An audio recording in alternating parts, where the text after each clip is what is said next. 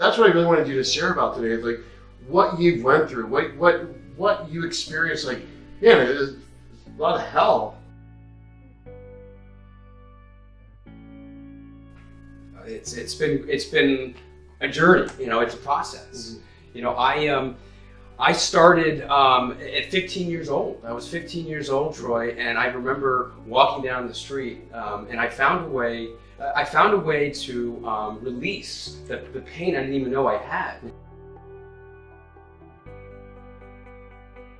Because for years prior to that, I was hiding food in my house. I was hiding. I was eating food as a comfort. As a kid, 13, 14 years old, you were hiding 10, food. Yeah. 9, 10 even. Absolutely. Wow. Yeah. So I was doing that, and then I found a way. I didn't like the way it felt about it. Like I feel full. Right, so I learned a way to get rid of it, and that was the purging at age 15. I remember walking down the street, and I remember I don't remember what the situation was. I just remember walking down the street, and all of a sudden I just put my fingers, you know, in my throat, and I let it out, and I was like, oh my God, like I can do this. And here's the crazy part: after I did it, here's what happened.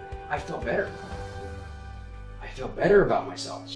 So then I learned that I found this way to cope. I found this way that this is a new way I could use this as a mechanism to help me if I don't want to feel. I didn't know at the time that I didn't want to feel, but if I just didn't, something came up. That was your way of sedating. That was your suppressing, 100%. repressing 100%. the pain, whatever emotions you felt Yeah. as a child. This is where you dealt with Absolutely. this. So it literally went from that until 2015, when I finally stopped the pattern. Like I could tell you all these situations and all these places and all these things that I tried to do to get myself out of where I was, and ultimately none of it was actually working, because I was simply just running from the problem. I moved 10 to 15 times from college all the way until or high school all the way to after college. I moved 10 to 15 times. I lived in 5 different places in Manhattan. I lived in Florida, I lived in California, I lived in Nevada where I went to college. And everywhere I went, the food problem ran with me. It never left. I was running for myself.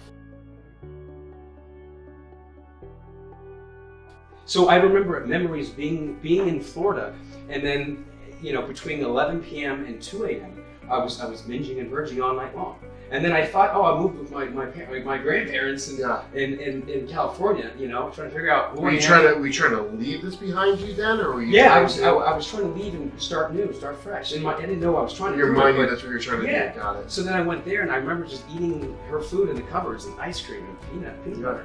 And then I gained like 50 pounds because I stopped the purging.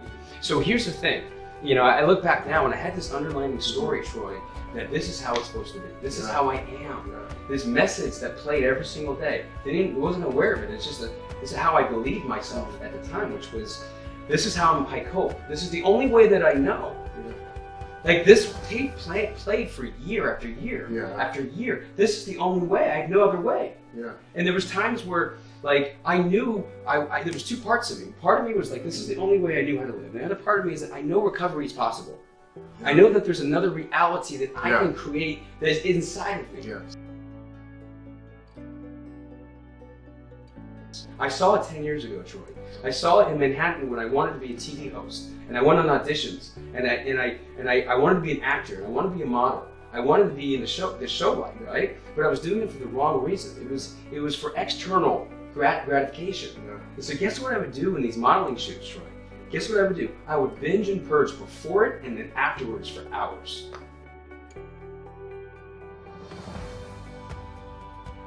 I didn't tell anybody, and I was in pain. I was in a lot of pain, and I didn't know what to work. And every person I went to was looking for a solution, and they couldn't help me because they've never lived it. They've never lived recovery. They never knew how to. They never knew how on the other side. They didn't know the other side. They had theories. They had ideas. Hypnotists. I went to hypnotists. I went to eating disorder centers. I went to eating disorder clinics. I was told I had this illness, mental illness. So it went on from 2000 to the end of 2015.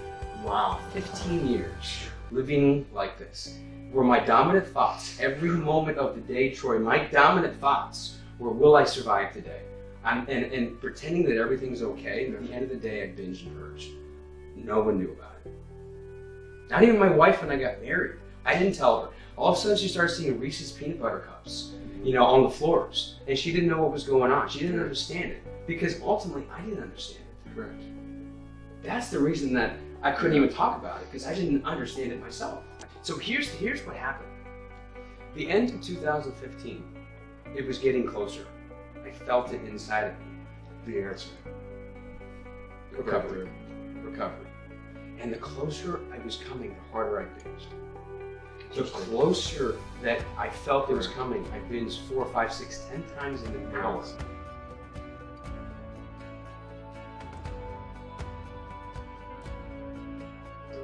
In 1 hour, 10 times.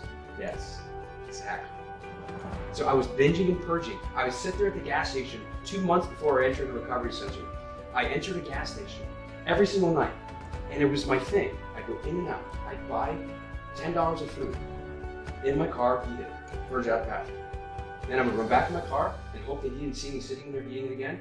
And I would then sit and wait, and then go back in there, buy more food, sit in my car, eat it, go to the bathroom 10 times in an hour. So I left there and I broke the pattern. Pattern was gone, but I didn't know how to live now. So the problem right now. You got to unlearn. Bingo. It's the unlearning process. Bingo. Because they don't teach you how to live. They teach you how to cope with what you have. So I went there, and the center in every center in the country, they teach how to cope with eating disorder. You have one for the rest of your life. You have one, right?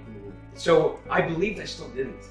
Correct. Because they also gave me hope there that I didn't. It was, but there was these 12-step meetings there too, and they said that I have a food addiction, I have an eating problem. So I knew I didn't. So I switched to psychology and said, no, I don't. So I'm going to find a new way to live. I'm determined. I hired a coach at the time, a life coach, and he gave me this idea of, why don't you just have one? And sit down and buy one. Buy one.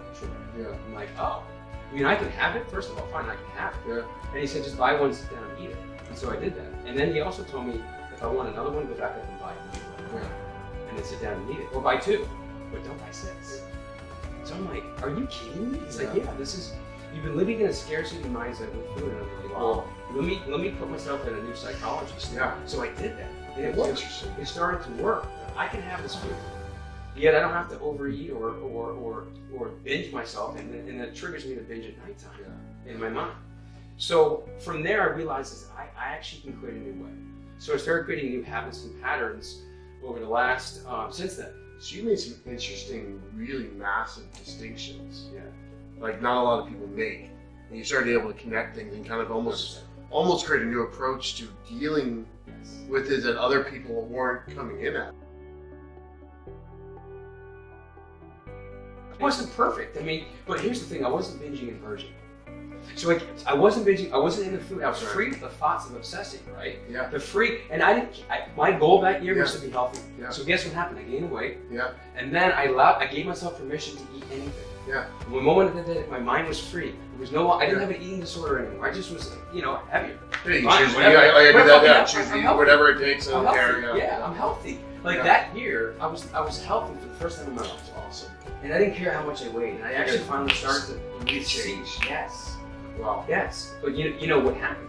And I haven't told many people this. Yeah. Smoking. You picked up smoking. Let me tell you what happened. Wow. At the recovery center, there was a place to smoke. There was a place to smoke every day, multiple times a day. So anyway, I was there and I picked up this habit because everyone else was smoking. I was smoking. Yeah. So I left there and I was like one cigarette, and then I was hiding while I was doing it. So nobody knew. I was hoping no one could smell me or see me in my clients. I was like, all right, fine. And then it ended up becoming 2, and then up to a pack. Yes. A day. Like it happens like that. A day. I was going to this other psychology, like, why is this happening? What's going on? And then I guess what happened? I broke the pattern again. I went to a retreat in Peru, And a requirement for 2 weeks before the retreat in 2016 was no smoking. Wow. And I did this on purpose, Troy. Yeah. Because the only way I knew to stop a pattern was to break it, and it had to be doing something Correct. radically different. Yes. And I haven't done it since then, and I'm choosing not to, not want to. But the point is that the challenge is people like they what's the next thing that they're attaching to? There's a process to it all, right? I've never met anybody that even does what you do. Yeah, because Right. there isn't. There is I mean, not. literally, I know a lot of I'm people telling you, that I don't know. what you do. There is. I mean, I I've would been close to that around, unless it's in a clinical right. psychology Right. setting Yeah. at a rehab center, Yeah. like a 30-day program for eating disorders specifically, and those are But- the only place I've ever But seen. that's what anybody- I was at in the recovery Yeah. center, was eating disorder. Yeah. For eating disorders. So I had to find another way to stop the pattern. You know what I did last year? What? Stop the pattern. 10-day meditation, 120 hours of sitting and meditating, 12 hours a day. Wow. In silence. Silence. The first time in my life, it wasn't. I learned how to connect my body sensations, but it didn't happen until day 4. Because day 4, they actually finally taught us Vipassana. First 3 days is Anapana breathing, where you're focusing in one area, and you're focusing there, and you're letting the thoughts come in and out, but your focus is here, in a triangular area of your nose, right? So by day 4, the first time we did Vipassana for an hour, we went outside, and life was different. I cried for the whole break that we had. You just see colors and sounds and taste. And That's like, it. It's like That's it's like it, holy right. crap! It's like a whole different world. You're like Yep. light for the first time. You're seeing light for the That's first it. time. You know what happened? This was the biggest revelation I got in my entire life. Was I was in the present. I wasn't in the past. I wasn't in the future. I'd never been in the present. I even read the Power Now. I wasn't in the present reading the Power Now. I didn't understand it. So I went to this deeper experiential level, being in the now. And I was looking at chickens for half an hour and watching them, and it just, I loved them. I loved the chickens because they looked so peaceful and beautiful. I can appreciate them.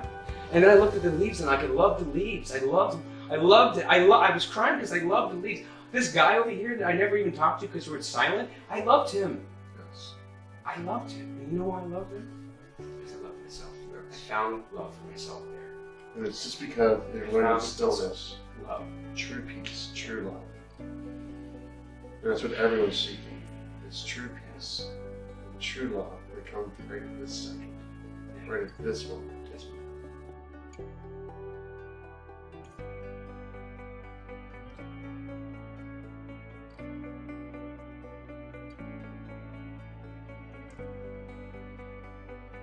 Most people believe that suffer with eating disorders, that suffer with bulimia, overeating, undereating, that that's the way you have to live, and you do not. There's another way to live. There's another way that you can live that is not that. It's not who you are. You're not defined by that. That is not who you are, and there's another way. And I can help you. I can absolutely help you find that way, and it doesn't have to happen in 15 years that it took me. It can happen in 90 days.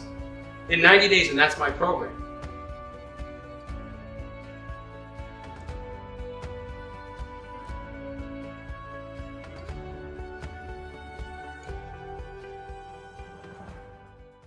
With Patrick, I was pretty much rock bottom. He's really helped me identify my issues. He didn't identify them for me. I wanted to talk a little bit about Patrick and what he's been able to do for me in just a relatively short period of time, really less than a week. Working with Patrick is that I control my thoughts, and the thoughts that I have are what control my feelings. And Patrick leads you through a whole series of missions. So I was thankful for the great support system from this group and from Patrick that kept me going. I think that plays a big part in how well we do. I just had a 90-minute session with Patrick Jones, which was amazing. So I would say in working with him, it's super personable. He is so enthusiastic and positive. I'll be able to take everything that I've learned from Patrick, turn around and help somebody else.